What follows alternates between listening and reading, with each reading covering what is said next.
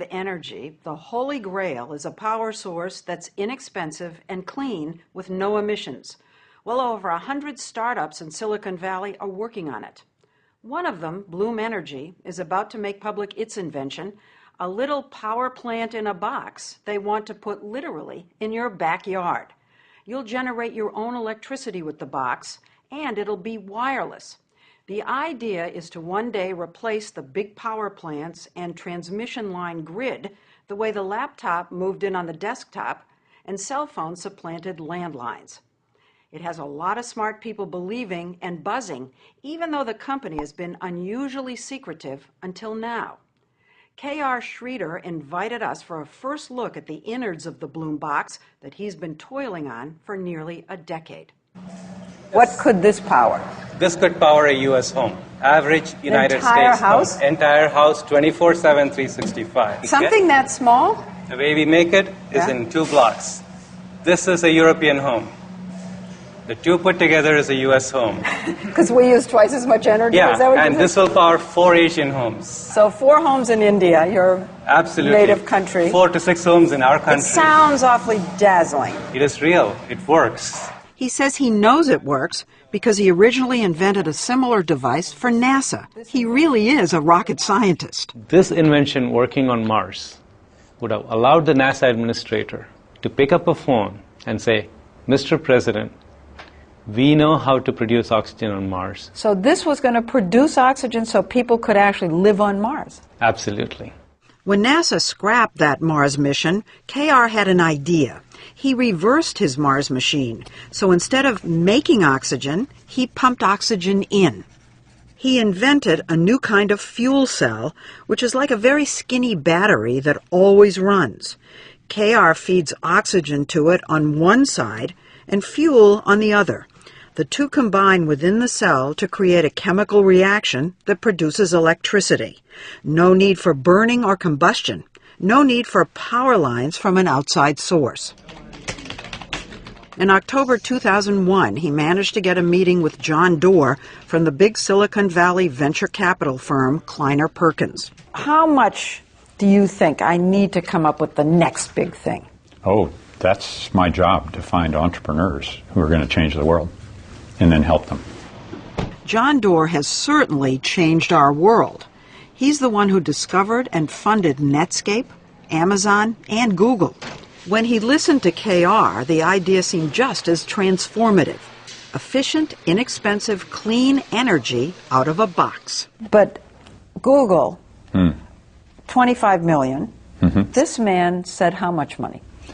At the time, he said over $100 million. Didn't smoke start coming out of your ears? And no? No. That was okay? That was okay. So nothing he said scared you? Oh, I wasn't at all sure it could be done. But there was a selling point. Clean energy was an emerging market worth gazillions.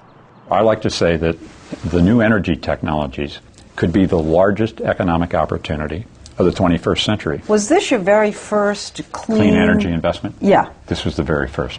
Many followed, and the clean tech revolution in Silicon Valley was off and running, with startups that produce thin, flexible solar panels, harness wind with giant balloons, or develop new fuels from algae.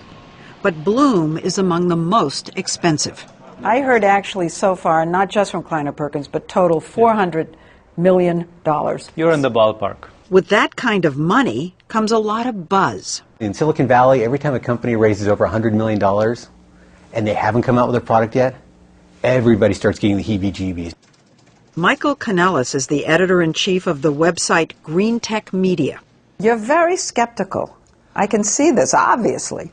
I'm skeptical, I'm hopeful, but I'm skeptical because people have tried fuel cells for, since the 1830s. Yeah. And they're great ideas, right? Just producing energy at an instant. But they're not easy. They're like the divas of industrial equipment. You have to put platinum inside there. You've got to put zirconium. The little plates inside have to work not just for an hour or a day, but they have to work for 30 years, nonstop. And then the box has to be cheap to make. One thing stoking his skepticism, K.R.'s been hyper-secretive. No sign on his building, a cryptic website, and no public progress reports. Given the stealthiness, we were surprised when KR showed us for the very first time how he makes the secret sauce of his fuel cell on the cheap. Actually, I feel like I'm on a cooking show. You're Martha Stewart. Absolutely. So let's take that cooking analogy. Okay. Start with the flour. The flour.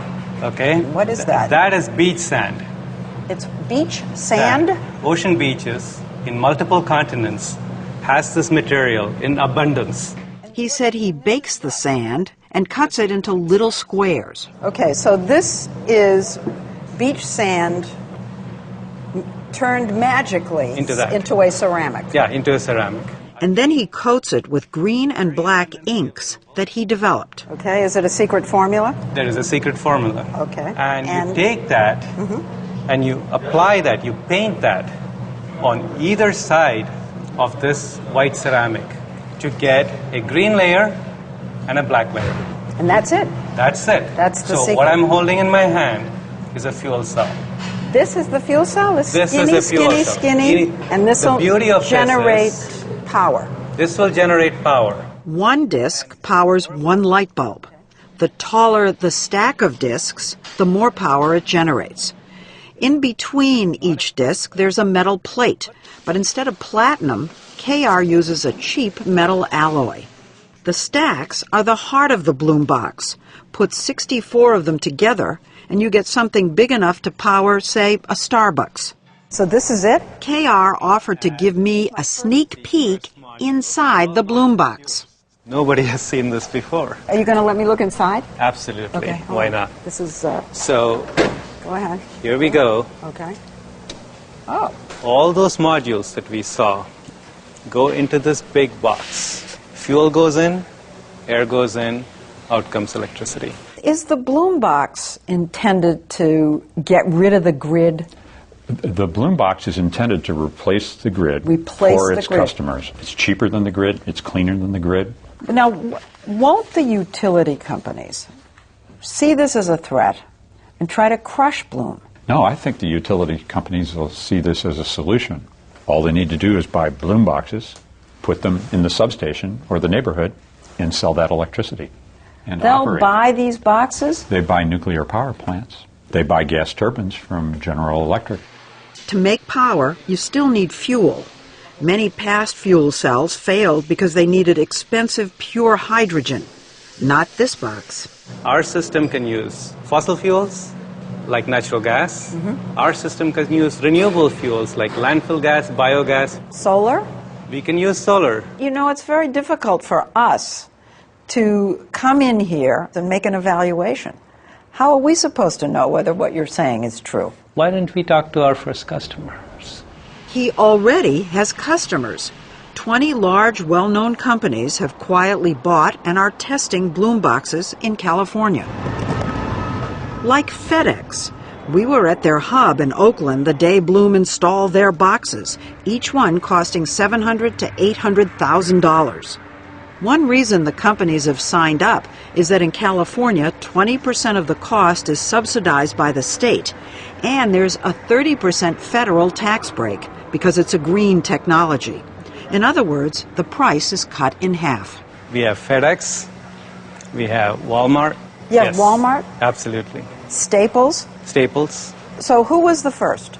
Google was the very first Google company. Was the first. Yes. These 4 units have been powering a Google data center for 18 months.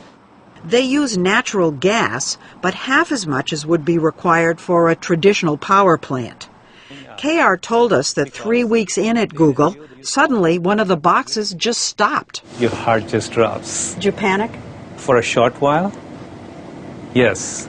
He fixed that, then there was another incident. The air filters clog up and air is not coming into the system because the highway is kicking dirt. You just flip the system around and the problem is gone. Another company that's bought and is testing the Bloom box so KR can work out the kinks is eBay. Its boxes are on the lawn in the middle of its campus in San Jose. These things fuel almost 15% of the power on this campus. John Donahoe, the CEO of eBay, says its 5 boxes were installed 9 months ago and have already saved the company more than $100,000 in electricity costs. It's been very successful thus far. They've done what they said they would do. eBay's box